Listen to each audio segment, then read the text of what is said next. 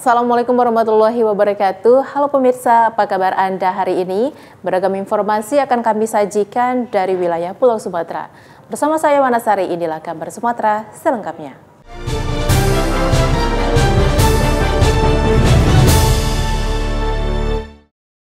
Informasi pertama kami awali dari Medan. Pemirsa, DPRD Kota Medan menggelar rapat paripurna beragendakan penetapan program pembentukan peraturan daerah atau Propemperda tahun 2023. Ketua DPRD Kota Medan Hashim berharap Propemperda ini disetujui. Rapat paripurna yang berlangsung di gedung DPRD Kota Medan, Jalan Kapten Maulana Lubis, Sumatera Utara pada Selasa kemarin dibuka oleh Ketua DPRD Hashim, didampingi Wakil Ketua Ikhwan Ritonga, Rajudin Sagala, Bahrum Syah, dan para anggota DPRD Kota Medan. Rapat paripurna ini juga dihadiri langsung Wali Kota Medan Bobi Nasution. Rapat paripurna diawali dengan pembacaan laporan hasil pembahasan Badan Pembentukan Peraturan Daerah DPRD Kota Medan oleh Ketua Bapemperda DPRD Dedi Aksyari Nasution, di mana dijelaskan bahwa pada tahun 2023 usulan Propemperda sebanyak 23 ranperda, 3 diantaranya ranperda kumulatif terbuka, 8 ranperda usul inisiatif DPRD Kota Medan, dan 12 ranperda usul pemerintah Kota Medan.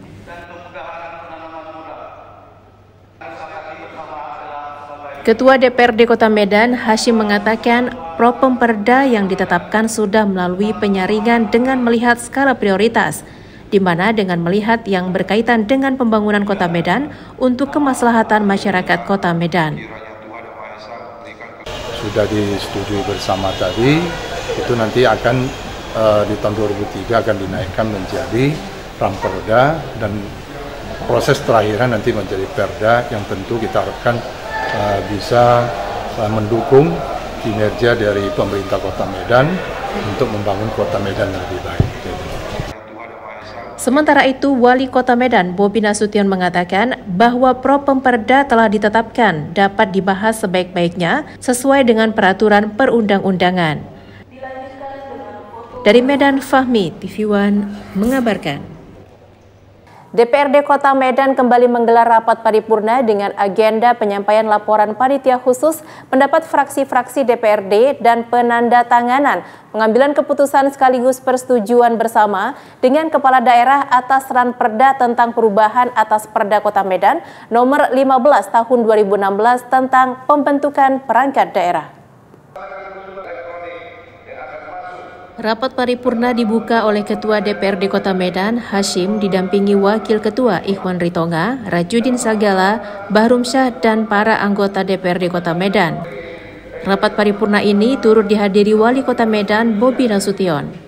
Rapat paripurna diawali dengan pembacaan laporan hasil pembahasan Pansus oleh Robi Barus selaku Ketua Pansus, di mana dijelaskan bahwa dalam ranperda ini terdapat penataan struktur perangkat daerah seperti Dinas Pendidikan dan Kebudayaan tipe A, Dinas Koperasi UMKM, Perindustrian dan Perdagangan tipe A, dan beberapa OPD lainnya yang mengalami perubahan struktur perangkat daerah. Kemudian rapat dilanjutkan dengan penyampaian 8 fraksi DPRD Kota Medan, di mana masing-masing fraksi sepakat dan menyetujui ranperda tentang perubahan atas Perda nomor 15 tahun 2016 tentang pembentukan perangkat daerah untuk dijadikan peraturan daerah. Sementara itu, Wali Kota Medan Bobi Nasution menjelaskan bahwa evaluasi perangkat daerah perlu dilakukan dalam rangka penataan struktur perangkat daerah, baik berupa pembentukan baru, penambahan, penggabungan, dan pengurangan jumlah perangkat daerah. Terkait dengan perangkat daerah, kita harapkan itu bisa lebih mengefisiensi anggaran, ya, sisi anggaran lebih efisiensi, dan kita harapkan ini bisa juga nantinya masing-masing OPD lebih efektif memberikan pelayanan kepada stakeholder yang ada di Kota Medan. Dalam rapat ini ditutup dengan penandatanganan persetujuan bersama antara DPRD Kota Medan dengan Kepala Daerah. Dari Medan, Fahmi, TV One mengabarkan.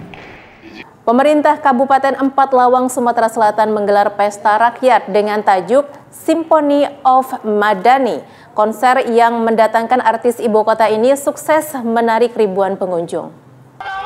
Ribuan pengunjung yang berasal dari 10 kecamatan yang ada di Kabupaten Empat Lawang tumpah ruah memadati lapangan Merdeka Muara Pinang. Ribuan pengunjung ini hadir dalam rangka ikut bergembira dalam acara pesta rakyat yang digelar oleh pemerintah Kabupaten Empat Lawang dengan tajuk Symphony of Madani. Selain ribuan warga, Bupati Empat Lawang Joncik Muhammad dan Wakil Bupati Julius Maulana beserta seluruh jajaran Forkopimda dan OPD di lingkungan Pemkab Empat Lawang juga turut hadir dalam kemeriahan acara pesta rakyat tersebut. Dalam amanahnya, Joncik Muhammad mengungkapkan pesta rakyat ini sengaja dibuat untuk dipersembahkan kepada seluruh masyarakat Kabupaten Empat Lawang. Tujuannya adalah agar tali silaturahmi dan kekeluargaan tetap terjalin dalam rangka membangun daerah menuju Empat Lawang Madani atau makmur, aman, damai, agamais, nasionalis, dan indah. Kemudian pesta rakyat itu janji terhadap masyarakat dulu. Kalau saya jadi bupati, harusnya sudah 2 tahun, 3 tahun yang lalu. Tapi karena pandemi COVID kan tidak memungkinkan. Nah, ini kita lakukan pada masyarakat yang haus akan hiburan, haus akan kebersamaan, itu pesta rakyat. Yang insya Allah akan dimulai jam 1:30 nanti, atau 13.30. Pak, selain pesta rakyat, apakah ada kegiatan akbar?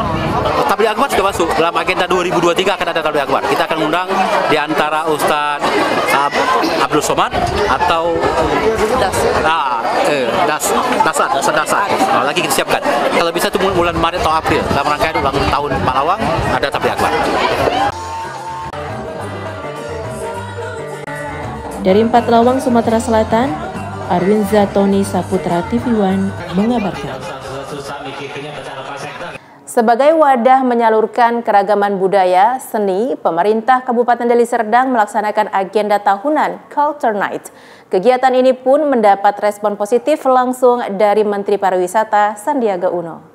Bertempat di halaman Museum Daerah Pemkab Deli Serdang, pagelaran Culture Night Deli Serdang tahun 2022 berlangsung meriah. Acara dihadiri langsung Wakil Bupati Deli Serdang dan Dandim 0204 DS, serta pejabat teras lainnya. Selain itu, Wakil Bupati Deli Serdang melakukan pelantikan pengurus Majelis Dewan Kesenian serta peluncuran kalender Culture 2023. Berbagai kegiatan budaya maupun kesenian ditampilkan dalam pagelaran tahunan ini, mulai dari Lomba Tari Serampang 12 karya Sauti Taut 1957, Lomba Tari Kreasi Jawa, Lomba Tari Etnis, Bincang-bincang budaya, dan pertunjukan wayang semalam suntuk bertemakan kisah hidup Gatot Kaca. Terlaksananya acara dinilai mampu menjadi langkah dalam memelihara dan lebih mengenalkan kebudayaan Deli Serdang yang memiliki berbagai keunikan dan karya seni. Dan ini tujuannya adalah untuk menyatukan etnis-etnis yang ada di Kabupaten Serdang dan sekaligus untuk wadah mencari informasi berkaitan dengan adat istiadat suku yang ada di Kabupaten Serdang ini. Dan harapan kita Deli Serdang ini sesuai dengan visi misi Kabupaten Deli Serdang, Deli Serdang yang maju dan sejahtera, yang masyarakatnya yang rukun dalam kebinekaan, sehingga semua suku yang ada di Serdang ini bisa rukun, bisa bersatu dalam kebinekaan. Itu salah satu tujuan kita melaksanakan pelantikan dan sekaligus melakukan Deli Serdang Culture Night 2022. Terima kasih. Jadi kita sudah membuat kalender untuk kegiatan-kegiatan yang namanya agar masyarakat Deli Serdang khususnya dan Sumatera Utara bahwasanya Deli Serdang itu ada kalender of eventnya tahun 2023, karena disitulah nanti bentuk festival-festival, kegiatan-kegiatan yang menumbuh kembangkan budaya, ekonomi kreatif, dan kepariwisataan. Dari Deli Serdang, Sumatera Utara, Ahmad Syukri TV One mengabarkan. Manajemen UMKM Baba Parfum Indonesia menggelar Kopi Darat atau Kopdar dan Rapat Koordinasi Nasional atau Rakornas di Yogyakarta, Provinsi Jawa Tengah pada tanggal 15 sampai 16 Desember 2022 lalu. Kopdar dan Rakornas ini tanda keseriusan Baba Parfum untuk ikut andil dalam mengurangi pengangguran di Indonesia. UMKM Baba Parfum mempunyai peran signifikan dalam peningkatan perekonomian negara dan untuk mengurangi angka pengangguran yang saat ini terus meningkat.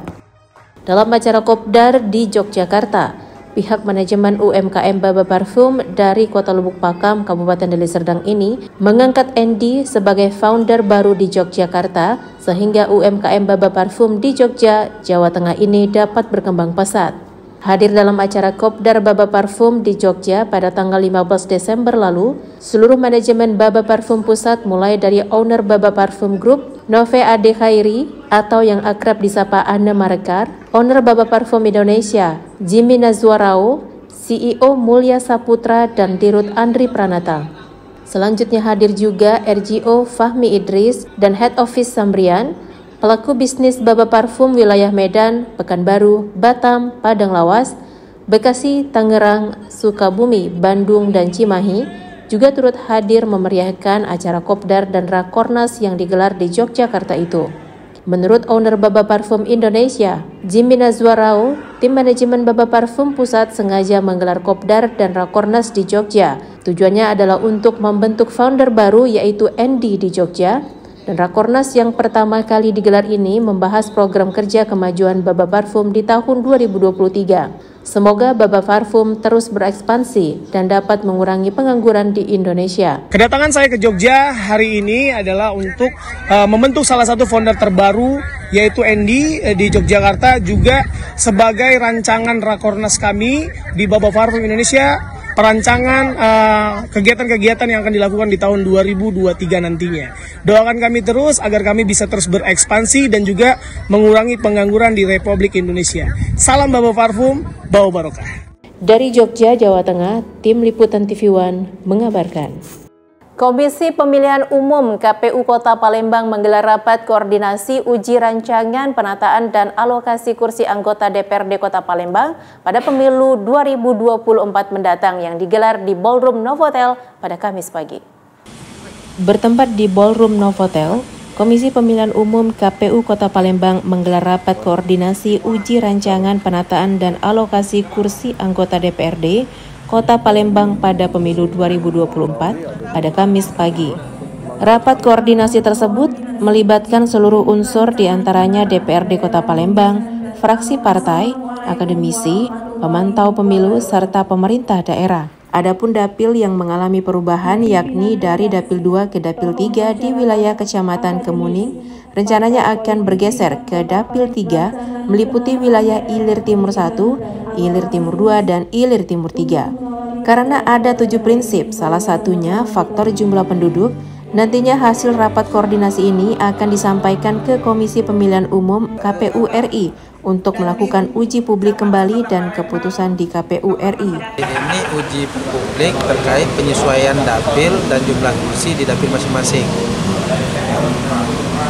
Uji itu penataan, rancangan penataan daerah pemilihan dan alokasi kursi anggota DPRD Kota Palembang pada pemilu 2024. Dari KPU sendiri sudah menyampaikan 2 opsi. Opsi yang pertama itu hampir sama dengan 2019, tapi ada pengurangan di Dapil 3 menjadi 6 kursi, penambahan di Dapil 4. Kemudian ada opsi keduanya 1, 2, 3, 4 itu 9 kursi jumlah kursinya, Dapil 5 dan 6 tetap. Karena melihat jumlah penduduk, kemudian batas wilayah kecamatan. Dari Palembang, Sumatera Selatan, Febriansyah TV One mengabarkan. Berkonsepkan alam dan view Gunung Dempo, rumah makan pematang sawah di Pagar Alam, Sumatera Selatan diresmikan. Dengan diguntingnya pita bunga oleh Wali Kota Pagar Alam Alpian Maskoni didampingi oleh Komjen Pol Purnawirawan Susno Duaji, Kapolres Pagar Alam Arif Harsono, Kajari Fajar dan juga owner rumah makan Marjono, tanda resmi dibukanya soft opening rumah makan Pematang Sawah Kamis 15 Desember 2022. Rumah makan ini berada di Jalan Air Payang, Kelurahan Jangkarmas, Kecamatan Dempo Utara, Kota Pagar Alam, Sumatera Selatan. Wali Kota Pagar Alam mengucapkan terima kasih dari owner Pematang Sawah Dinda Marjono buat pada makan menurut aku sangat-sangat representatif ya. Jadi ini ada di dusun, ini suasana dusun dengan kemasan kota ya. Jadi makanan-makanan yang menu-menu luar biasa. Dan aku himbau dengan kita gal-gal, mari kita sama-sama kampanyekan, promosikan, nak makan lemak, nak santai, nak nginap gunung, datang ke Pematang Sawah. Rumah makan Pematang Sawah menyediakan berbagai menu Nusantara seperti masakan ikan, olahan daging, seafood, dan nasi goreng spesial dengan beras didatangkan langsung dari India yang dimasak oleh chef profesional. Jadi konsep rumah makan kita ini masih membawa konsep alami ya. Jadi saya pertahankan apa yang ada di sini dengan namanya Pematang Sawah, sehingga sawah-sawah tetap saya pertahankan. Namun sistemnya kita pakai yang lebih maju, sehingga untuk meningkatkan pelayanan segala macam itu kita pakai yang modern. Tetap aslinya kita jaga gitu. Kita tetap mempertahankan menu Nusantara ya, karena pagar alami terkenal dengan airnya yang banyak dan mengalir dengan jernih. Kita akan mempertahankan konsep ikan, karena di sini sumber ikannya banyak. Dalam waktu dekat, di sini akan dibangun villa rumah kaca, bioskop mini, dan juga tempat pesta pernikahan berkonsep outdoor. Dari Pagar Alam, Sumatera Selatan, Kiki Habibi, TV One, mengabarkan. Pemilihan kepala desa serentak di Desa Sibolangit, Kecamatan Merek, Kabupaten Karo berjalan dengan lancar. Hasil perhitungan suara, Kepala Desa Petahana nomor urut 1, Agustinus Simancoran, kalah tipis oleh calon Kepala Desa nomor urut 2, Hotdinan Sialoho, dengan selisih suara mencapai kurang lebih 26 suara. Beginilah suasana di tempat pemungutan suara di Desa Sibolangit, Kecamatan Merek, Kabupaten Karo. Terlihat antusias warga untuk memenuhi hak suaranya dalam menentukan siapa pemimpin Desa Sibolangit periode ke depannya.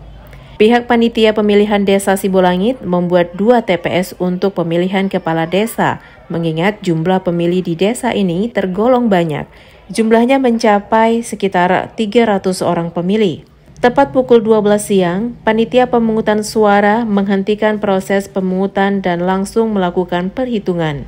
Dalam penghitungan di TPS 1, calon nomor urut 1, Agustinus Simanjorang mendapatkan suara 143 suara dan nomor urut 2, Hotdinan Sialoho meraih suara 176 dengan selisih suara 33 suara dimenangkan oleh calon kepala desa nomor urut 2. Sedangkan di TPS 2, nomor urut 1 berjumlah 76 suara dan nomor urut 2 sebanyak 63 suara dan hasil keseluruhan peraihan suara dimenangkan nomor urut 2, Hotdinan Sialoho.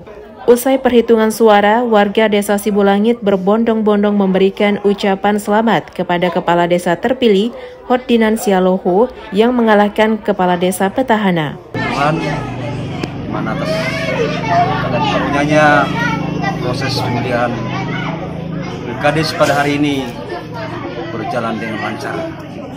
Yang kedua, saya mengucapkan kepada masyarakat yang saya cintai, sudah diberi saya kepercayaan untuk mendukung, melanjutkan, membangun program-program yang akan diberikan pemerintahan lama kepada saya nanti.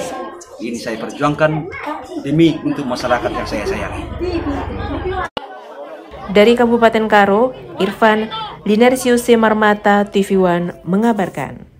Penyelenggaraan Pilkades di Desa Kodon-Kodon, Kecamatan Merek, Kabupaten Karo berjalan dengan lancar dengan jumlah pemilih lebih kurang 160 orang. Calon Kepala Desa Petahana nomor urut 2, Hotnida Sinaga, menang dengan suara terbanyak.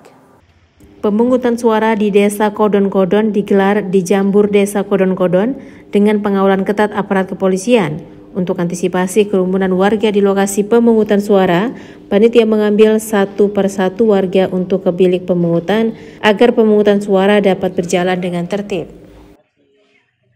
Usai pemungutan suara yang dilaksanakan sampai pukul 12 siang, panitia langsung melakukan perhitungan suara.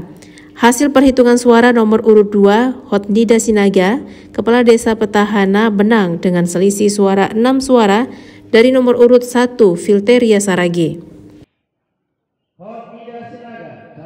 Usai perhitungan surat suara, warga mengucapkan selamat kepada Kepala Desa terpilih Hotnida Sinaga Dan Hotni Dasinaga pun mengucapkan terima kasih kepada warga yang masih memberikan kepercayaan kepada dirinya dan berharap kepada warga bisa ikut mendukung dalam memajukan Desa Kodon-Kodon. Saya mengucapkan terima kasih untuk masyarakat Desa Kodon-Kodon yang sudah bersusah payah mendukung saya dengan doa dan suara, dan juga untuk panitia Pilkades Desa Kodon-Kodon tahun 2022 dan juga untuk BPD yang sudah bekerja keras untuk dalam Pilkades ini sehingga pemilihan kepala Desa Kodon-Kodon tahun ini bisa berjalan dengan baik. Harapannya kita ke depan nggak? Harapan saya akan bersama masyarakat untuk memajukan Desa Kodon-Kodon sesuai dengan aspirasi masyarakat dan sesuai dengan kemampuan keuangan desa.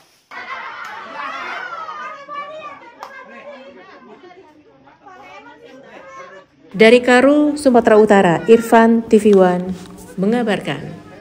Tekan angka stunting, Kepala BKKBN Republik Indonesia Hasto Wardoyo hadir memberi semangat sebanyak 1.401 anggota tim percepatan penurunan angka stunting di Kabupaten Muara Enim, Sumatera Selatan. Di awal kunjungannya, Kepala BKKBN RI tersebut bersama Wakil Gubernur Sumatera Selatan Mawardi Yahya dan Deputi Bidang Keluarga Sejahtera dan Pemberdayaan Keluarga atau KSPK BKKBN RI Nopian Andusti didampingi penjabat Bupati Muara Enim Kurniawan dan Kepala DPPKB Muara Enim Rinaldo SSTPMSI serta Forkopimda Kabupaten Muara Enim meninjau langsung pelayanan KB gratis MOP MOW, IUD, dan implan di RSIA Karunia Indah Medika atau KIM Muara Enim, sembari menyerahkan cindera mata kepada pasien KB dan memasangkan alat kontrasepsi bawah kulit atau implan kepada akseptor KB di RSIA KIM Muara Enim. Tak hanya itu saja, Hasto Wardoyo juga memberikan semangat kepada 1.401 peserta kegiatan penguatan dan sinkronisasi peran tim percepatan penurunan stunting dan tim pendamping keluarga atau TPK yang diselenggarakan Dinas Pengendalian Penduduk dan Keluarga Berencana Kabupaten Muara Enim dalam upaya menekan angka stunting di kabupaten tersebut. Adapun para peserta terdiri dari kader KB, kader PKK Desa, dan kader Bidan Desa se-Kabupaten Muara Enim.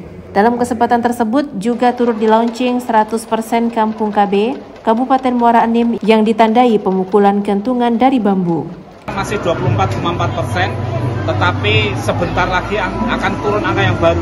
Itu kan angka akhir tahun 2021. Yang akhir 2022 Pak Menteri Kesehatan sebentar lagi akan keluarkan di akhir Desember ini atau paling telat awal Januari. Ada dua kiatnya. Satu, mencegah faktor sensitif itu rumah harus diperbaiki yang kumuh, jamban harus diperbaiki, air bersih harus disediakan. Kemudian yang faktor spesifik itu harus sehat, yang mau hamil, yang hamil makanan harus cukup, makanan untuk pendamping ASI, untuk tambahan hamil harus cukup, pemeriksaan kesehatan harus rutin. Jadi itu faktor spesifik yang namanya. Dari Muara Enim, Sumatera Selatan, Kiki Habibi, Ika Anggreni, TV One mengabarkan. Pemerintah Kota Pagar Alam, Sumatera Selatan menggelar rapat mematangkan revisi Perda RT/RW bersama tenaga ahli yang ditargetkan 2024 sudah rampung. Pemerintah Kota Pagar Alam melalui Dinas Pekerjaan Umum menggelar rapat revisi Perda RT/RW bersama tenaga ahli mematangkan proses penyempurnaan revisi peraturan daerah. Dengan melibatkan tenaga ahli ditargetkan pada tahun 2024 yang akan datang, Perda ini sudah rampung. Rapat kali ini bertempat di Ruang Besema 1, Kota Pagar Alam, Sumatera Selatan pada Rabu 21 Desember 2022 kemarin. Rapat ini dipimpin langsung oleh Sekda Kota Pagar Alam Samsul Bahri Burlian dengan dihadiri Kepala OPD, Lurah, akademisi, pengusaha, tim ahli, dan tamu undangan lainnya. Menurut Sekretaris Daerah Kota Pagar Alam Samsul Bahri Burlian mengatakan, rapat kali ini bukan pembahasan akhir dari RT/RW dan nantinya akan dibahas lagi di DPRD Kota Pagar Alam. Sebenarnya sudah ada perda tata ruang, tetapi karena perkembangan situasi dan kondisi yang menuntut perubahan, maka perda tata ruang ini akan kita perbaiki sesuai dengan kebutuhan pemerintah Kota Pagar Alam. Untuk Pagar Alam sendiri, kita akan melakukan perubahan yang cukup signifikan dan besar. Ini dimungkinkan karena dari peraturan yang ada memang memungkinkan seperti itu. Tadi seperti sudah saya jelaskan, bahwa yang tadinya lahan budidaya itu cuma 3%, sekarang akan kita kembangkan masih punya spare sebanyak 22% lebih. Nah, itu sebabnya kenapa kita membutuhkan itu, karena PAD juga kebayang kalau hanya 3% lahan digunakan, PAD-nya itu seperti apa. Akan terjadi lonjakan nanti investasi yang masuk ke sini, kemudian kita mengharapkan tentu PAD akan meningkat dengan drastis. Dari Pagar Alam Sumatera Selatan, Kiki Habibi, TV One, mengabarkan. Pesatnya pembangunan berbagai infrastruktur di Desa Pecah Pinggan, Kecamatan Sungai Are, Oku Selatan bermanfaat untuk masyarakat setempat, mulai dari pemasangan lampu jalan desa, pembangunan jalan lingkar desa, pembuatan siring, pembangunan balai desa, serta ketahanan pangan untuk meningkatkan kesejahteraan masyarakat. Untuk tahun 2022 ini, di Desa Pecah Pinggan telah merealisasikan dana desa untuk berbagai pembangunan infrastruktur serta mengadakan ketahanan pangan guna meningkatkan kesejahteraan masyarakat. Adapun pembangunan infrastruktur di tahun 2022 ini berupa pembangunan siring dengan panjang 127 meter. Selain itu, terdapat juga ketahanan pangan berupa kolam ikan dan lahan jagung yang berada di dalam desa mereka. Adanya gelontoran dana desa tersebut sangat dirasakan oleh masyarakat setempat, di mana infrastruktur sangat mereka rasakan seperti akses jalan desa yang sebelumnya sulit dilintasi, kini sudah lancar meski pengerjaannya bertahap. Tidak hanya itu, di tahun sebelumnya, pemerintah desa melakukan pembangunan balai desa, pemasangan lampu jalan di beberapa titik di dalam desa yang sebelumnya desa tersebut gelap jika malam hari dan sekarang sudah terang benderang. Kalau 2022 ini, alhamdulillah kita dari pembuatan siring, alhamdulillah sudah hampir selesai tadi. Jadi sepanjang 127 meter. Kemudian kami infrastruktur ini menanam jagung, kemudian kolam. Jadi berkemungkinan itu sebulan 2 bulan ini itulah pacak kita panen. Kalau ikannya, nah kalau jagung itu tadilah. Jadi kami belum tahu kalau berapa bulan lagi itu, apa 2 bulan apa ini belum tahu kami. Nah kemudian alhamdulillah sekarang kami sudah memasang lampu jalan. Alhamdulillah sudah dinikmati oleh masyarakat kami. Jadi kalau tadinya gelap, alhamdulillah sekarang ini terang benderang, alhamdulillah. Kemudian dari pembuatan jalan ke kebun, kemudian jalan lingkar-lingkar desa, alhamdulillah sudah dinikmati sekarang ini. Dari Oku Selatan, Sumatera Selatan, Andi Salani, TV One, mengabarkan. Sejumlah ninik mamak Nagari Lubuk Basung, Kabupaten Agam datangi kantor Bupati Agam guna mempertanyakan status hak guna usaha perusahaan perkebunan sawit PT Kamu yang sudah habis masa berlakunya. Sejumlah ninik mamak kenagarian Lubuk Basung, Kabupaten Agam, Sumatera Barat datangi kantor Bupati Agam untuk mempertanyakan status hak guna usaha perusahaan perkebunan sawit PT Karya Agung Mega Utama atau Kamu yang sudah habis masa berlakunya sejak 2 tahun lalu.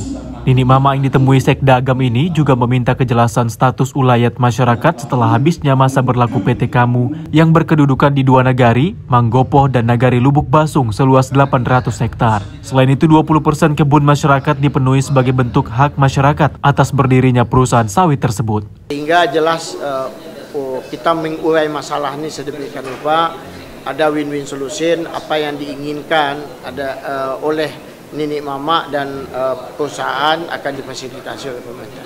Mudah-mudahan ini bisa kita selesaikan. Mutu yang diajukan perpanjangan itu kan sekitar 800 hektar.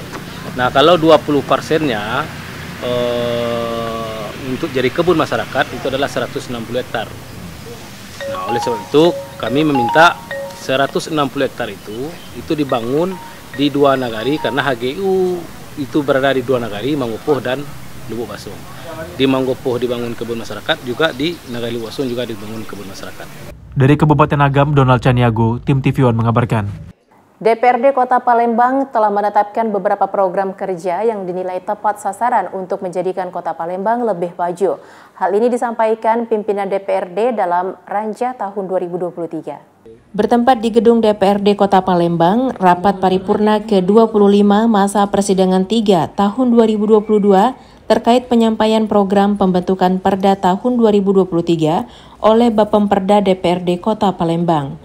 Sekaligus penyampaian rencana kerja DPRD tahun 2023 oleh pimpinan DPRD Kota Palembang berlangsung pada Senin 19 Desember 2022. Penyampaian rencana kerja DPRD tahun 2023 dijelaskan oleh Wakil Ketua DPRD Kota Palembang, Adzanu Getar Nusantara. Dengan adanya penetapan rencana kerja ini, DPRD Kota Palembang akan lebih fokus dan terarah. Renja dimaksudkan untuk mendapatkan gambaran yang objektif serta komprehensif terhadap bentuk program dan daftar kegiatan DPRD. Selain itu, sebagai landasan pengukuran evaluasi dan hubungan kinerja antara DPRD Kota Palembang dengan perangkat daerah. Hari ini paripurna penyampaian Pemperda DPRD Kota Palembang. Ada beberapa raperda yang akan dibahas ke depannya oleh Badan Pembentukan Perda. Ada kalau perda dari DPRD, ada perda inisiatif, kemudian masalah kebersihan, persampahan, Pol PP, Dishub juga, PUPR, pokoknya yang berkenaan dengan kepentingan pemerintah daerah Kota Palembang di OPD-nya masing-masing. Harapan kita bisa terselesaikan semua perda ini. Dan juga paripurna hari ini penyampaian rencana kerja DPRD Kota Palembang ke depan 1 tahun terkait dengan kegiatan-kegiatan dan juga seluruh rangkaian kegiatan di DPRD Kota Palembang. Dari Palembang, Sumatera Selatan, Febriansyah TV One mengabarkan. Pemerintah Musi Banyuasin melalui Dinas Kesehatan melaksanakan program Gerakan Ibu Hamil Sehat Nasional dalam rangka memperingati Hari Ibu yang ke-9 tahun 2022. Program Gerakan Ibu Hamil Sehat Nasional ini merupakan program Kementerian Kesehatan Republik Indonesia. Puluhan ibu hamil mengikuti program Gerakan Ibu Hamil Sehat Nasional yang digelar oleh pemerintah Musi Banyuasin melalui Dinas Kesehatan. Acara ini dilaksanakan di Puskesmas Balai Agung di Kota Sekayu, Kamis 22 Desember 2022. Dalam acara ini, selain dihadiri oleh puluhan ibu hamil, dihadiri pula oleh puluhan pejabat dinas kesehatan, dokter spesialis, serta pejabat dinas di lingkungan Pemda Musi Banyuasin, TNI, dan Polri. Program Gerakan Ibu Hamil Sehat Nasional ini merupakan program Kementerian Kesehatan Republik Indonesia sebagai wujud terciptanya kesehatan bagi para ibu hamil. Ibu hamil diharuskan untuk selalu mengecek kesehatannya serta mengontrol kandungan di puskesmas terdekat, minimal 6 kali. Selain itu, ibu hamil diharuskan selalu mengkonsumsi makanan sehat agar bayi yang dikandungnya juga sehat. Merupakan salah satu hari peringatan Hari Ibu. Jadi rangkaian kegiatannya itu yang diinisiasi oleh Kementerian Kesehatan, Gerakan Ibu Hamil Sehat. Alhamdulillah di Kabupaten Muba ini sudah dilaksanakan hari ini dengan kegiatannya itu yang pertama melakukan mengajak ibu-ibu hamil yang ada di Kabupaten Muba untuk melakukan pemeriksaan kehamilan minimal sebanyak 6 kali.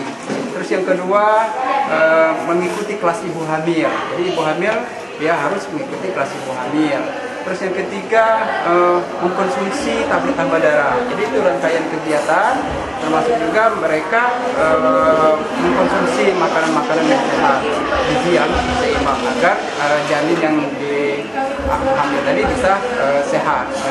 Dinas Kesehatan Musi Banyuasin akan terus melaksanakan program Ibu Hamil Sehat untuk menciptakan kesehatan ibu dan anaknya, serta mengurangi adanya stunting pada anak. Dari Musi Banyuasin, Sumatera Selatan, Puja Kusuma TV One mengabarkan. Yayasan Dayah Darul Quran sudah tidak asing lagi di kalangan santri. Yayasan Dayah ini berhasil mencetak puluhan santri penghafal Al-Quran dan yayasan ini terletak di Desa Kumbang Indah, Kecamatan Badar, Kabupaten Aceh Tenggara, memiliki cara tersendiri agar para santrinya cepat menghafal Al-Quran. Setiap yayasan Dayah pasti memiliki kajian Al-Quran. Selain kajian isi dari Al-Quran, biasanya sebuah yayasan dayah mengharuskan santrinya menghafal isi Al-Quran. Seperti salah satunya Yayasan Dayah Darul Quran yang terletak di Desa Kumbang Indah, Kecamatan Badar, Kabupaten Aceh Tenggara. Haji Muhammad Yasir selaku Ketua Yayasan Dayah Darul Quran ini dengan sabar setiap hari membimbing dan melatih para santrinya untuk terus belajar membaca dan menghafal ayat Al-Quran. Metode yang digunakan adalah awalnya para santri dibiasakan membaca Al-Quran dengan melihat langsung, kemudian dilatih dengan bertahap untuk tidak melihat mushaf. Hal tersebut dilakukan terus-menerus hingga hafal. Dalam satu hari, santri diharuskan membaca Al-Quran 3 juz dengan cara melihat untuk kemudian dihafalkan. Setiap santri akan diuji untuk kenaikan setiap juznya. Selanjutnya setelah santri yang menghafal 30 juz, nantinya akan diuji guna mendapatkan gelar hafiz. Seperti Irwandi Yusuf di usianya yang masih 16 tahun, dari salah satu santri kelas 1 aliyah Yayasan Dayah Darul Quran yang telah hatam menghafal Al-Quran 30 juz. Cara sadari yaitu membaca Al-Quran tanpa melihat Al-Quran dari jam 4 pagi sampai jam 10 malam. Ustaz, ini sejak tahun berapa didirikan pesantren? Tahun 2010, udah 12 tahun. Udah 12 tahun ya. Ustaz, ada berapa orang santri yang bisa membaca tanpa melihat Al-Quran ini? Alhamdulillah udah rame, udah puluhan. Udah puluhan yang membaca seperti ini. Alhamdulillah kita kadang-kadang kita, insya Allah santri kita pun banyak dari luar daerah dan ada yang dari luar negeri, dari Thailand ada, dari Malaysia ada. Di sini kita dari TK, SD, SMP, aliyah, dan perguruan tinggi. Perguruan tinggi ini kita sudah menerima mahasiswa baru. Untuk menghafalnya, kami di sini menghafalnya rata-rata santri di sini 3 tahun sudah hafal, sudah untuk mengatamkannya. Tapi kalau program sadar tergantung kesungguhan kami di sini, Pak. Dari Kabupaten Aceh Tenggara, Lantra TV One mengabarkan. Informasi tadi sekaligus menutup program Kabar Sumatera. Jangan lupa update berita terkini lainnya di kanal tv1news.com. Saya Wanasari dan seluruh kerabat kerja mengucapkan terima kasih. Assalamualaikum warahmatullahi wabarakatuh dan sampai jumpa.